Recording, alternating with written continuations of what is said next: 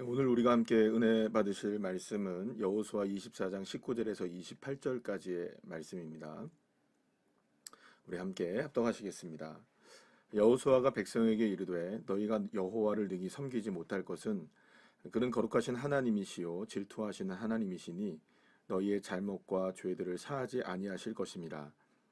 만일 너희가 여호와를 버리고 이방 신들을 섬기면 너희에게 복을 내리신 후에라도 돌이켜 너희에게 재앙을 내리시고 너희를 멸하시리라 하니 백성이 여호수아에게 말하되 아니니이다 우리가 여호와를 섬기겠나이다 하는지라. 여호수아가 백성에게 이르되 너희가 여호와를 택하고 그를 섬기리라 하였으니 스스로 증인이 되었느니라 하니 그들이 이르되 우리가 증인이 되었나이다 하더라. 여호수아가 이르되 그러면 이제 너희 중에 있는 이방 신상들을 치워버리고 너희의 마음을 이스라엘의 하나님 여호와께로 향하라 하니 백성이 여호수아에게 말하되 우리 하나님 여호와를 우리가 섬기고 그의 목소리를 우리가 청종하리이다 하는지라. 그날에 여호수아가 세겜에서 백성과 더불어 언약을 맺고 그들을 위하여 율례와 법도를 제정하였더라. 여호수아가 이 모든 말씀을 하나님의 율법책에 기록하고 큰 돌을 가져다가 거기 여호와의 성소 곁에 있는 상수리 나무 아래에 세우고 모든 백성에게 이르되 보라 이 돌이 우리에게 증거가 되리니 이는 여호와께서 우리에게 하신 모든 말씀을 이 돌이 들었음이니라. 그런즉 너희가 너희의 하나님을 부인하지 못하도록 이 돌이 증거가 되리라 하고 백성을 보내어 각기 기업으로 돌아가게 하였더라. 아멘. 할렐루야. 여호수아의 고별 선교는 이 땅에 이미 가나안 땅의 분배를 다 받아서 모두가 다 이제 다 흩어진 다음에 그리고 남겨진 땅들에 대한 정복 전쟁을 계속 진행하는 과정 속에서 잠시 이제 모두가 다 이스라엘 백성 모두가 다 세겜 땅에 모여서 그리고 여호수아가 고별 설교를 이스라엘 백성들에게 전한 것이었습니다. 그렇다면 한번 우리가 생각해 봐야 될 필요가 있습니다. 여호수아의 나이가 110세가 되었다는 이야기를 하거든요. 그러면 이미 이제 정복 전쟁이 끝나고 가나안 땅에 흩어져 살고 난 이후에 얼마 동안의 오랜 시간이 좀 지났던 겁니다. 그러니까 이미 이제 가나안의 땅들을 각 족속들이 지파들이 이제 점령을 하면서 그 땅의 주인으로서 이제 점령된 그 땅 가나안 땅의 주인으로서의 삶을 어느 정도 이제 일정 기간 동안 살고 난 이후에 이스라엘 백성들을 모두가 다 세겜에 모이게 했던 것이죠. 자, 그래서 그때 이제 여호수아는 무엇을 얘기하느냐 하면 하나님을 섬길지 아니면 우상을 섬길지 이방의 신들을 섬길지 오늘 택하라 이렇게 얘기합니다. 그래서 이스라엘 백성들은 모두가 다 한결같이 우리는 하나님을 선택합니다. 하나님을 택합니다라고 고백을 했습니다. 참 감사한 일이죠. 그래서 참 하나님을 선택하는 그 일 가운데 믿음으로 결단하는 그런 모습들을 보이게 된 겁니다. 그래서 우리가 어제 함께 말씀을 나눴던 것처럼 사실은 오늘 우리가 결정하는 게 가장 중요합니다. 오늘 우리의 신앙이 결정되어지고 오늘의 신앙이 다시금 새로워지는 것이 너무나 중요한 것이죠. 자, 그런데 그렇게 여호수아가 말을 이렇게 해놓고 오늘 본문의 19절 말씀에서는 아니 우리가 열심히 오늘 하나님을 택하고 여호와 하나님의 법을 따르고 이렇게 살겠습니다라고 이구동성으로 고백하는 이스라엘 백성들을 향해서 오늘 19절 말씀을 보시면 여호수아가 뭐라고 얘기합니까? 너희가 여호와를 능히 섬기지 못할 것이다 이렇게 얘기합니다. 아니 분명히 하나님을 오늘 택하라고 얘기해서 택하겠습니다라고 얘기했는데 아니다 너희들이 능히 여호와 하나님을 섬기지 못한다. 이게 무슨 의미일까요?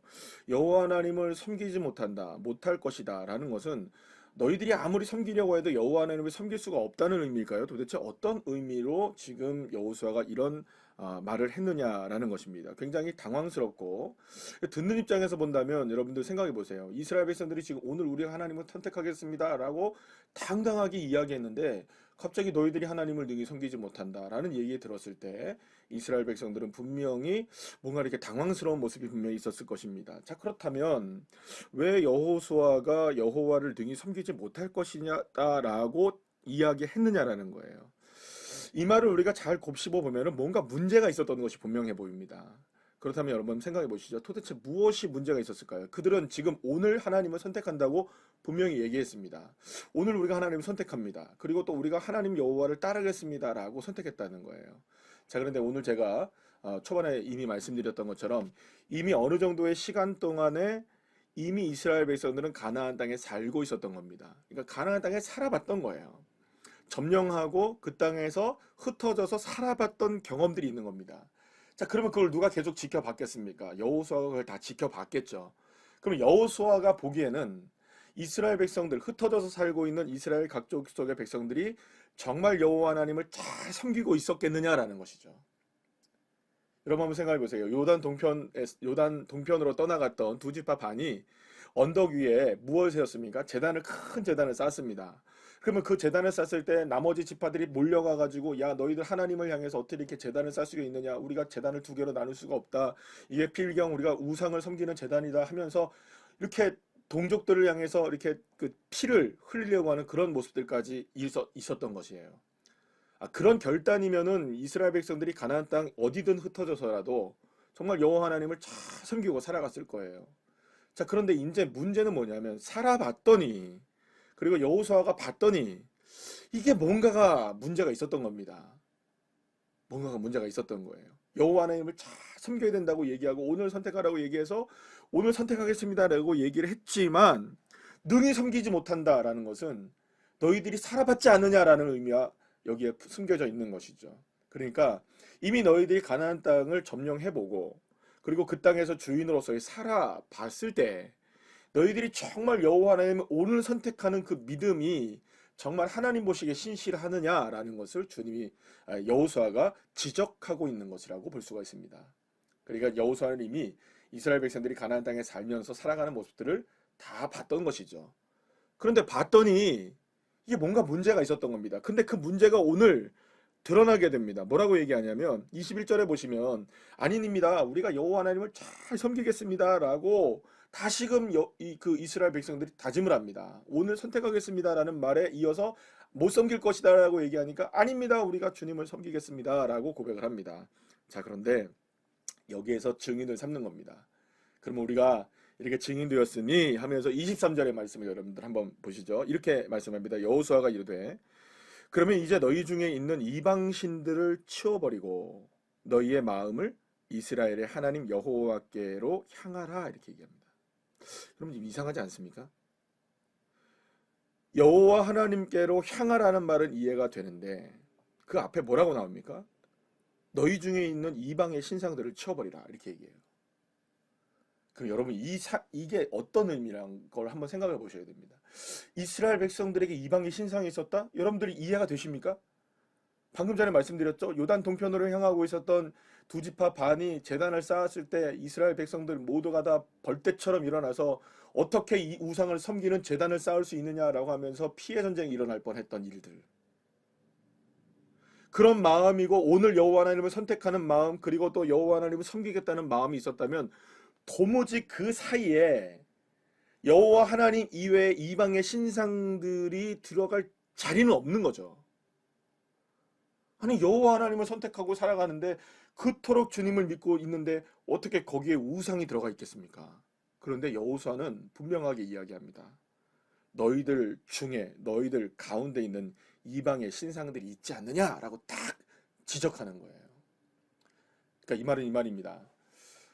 이스라엘 백성들이 흩어져서 살다 보니 여호수아가 보기에 야금야금 자기도 모르는 순간에 아니면 자기가 알면서도 이래저래 이런 모습들로 조용조용히 이스라엘 백성들이 무엇을 섬기기 시작했다는 겁니까? 우상을 섬기기 시작했다는 겁니다. 가나안 땅에 흩어져 살면서 그들이 처음 했던 그 다짐들과 그 맹렬하게 주님을 향했던 사랑의 그 마음들 그런 것들은 어느 순간에 조금씩 사라져 가면서 오히려 이방의 신들을 섬기기 시작하는 모습들이 그들 가운데 보여졌다는 거예요.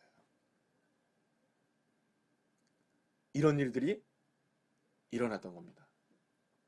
그래서 이스라엘 모든 백성들을 여호수아가 세겜에 불러 모을 수밖에 없었던 거예요. 이것은 단지 여호수아가 세상을 떠나기 때문에 고별 설교를 하기 위해서 모인 것이 아니라 이렇게 두었다가는 안 되겠다라는 겁니다. 이렇게 해서 살아가서는 안 되겠다는 거죠. 너희들이 능히 하나님을 섬기겠다라고 얘기했지만 능히 섬기지 못했다라는 겁니다. 겉으로는 지금 하나님을 섬기고 있죠. 겉으로는 지금 주님을 따르고 있죠. 겉으로는 주님을 사랑하고 있죠. 겉으로는 지금 주님을 향하여서 마음과 뜻과 정성을 다하고 있습니다. 그러나 속을 보니 너희들 그 가운데 은밀한 중에 이방의 신들을 섬기는 모습들이 있지 않느냐. 빨리 치워버려라. 그리고 여호와께로 향하라. 사랑하는 여러분, 이스라엘 백성들이 우상을 섬기기 시작했던 것은 그들이 하나님을 섬기지 않았기 때문에 우상을 섬긴 것이 아니었습니다. 자신들도 모르는 사이에 우상에 젖어들고 있었던 겁니다.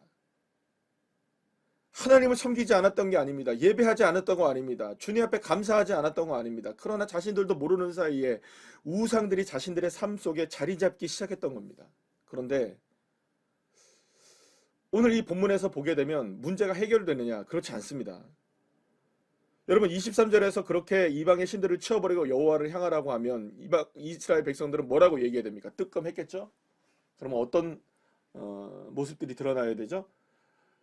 회개합니다. 하나님, 우리가 우상을 섬겼습니다.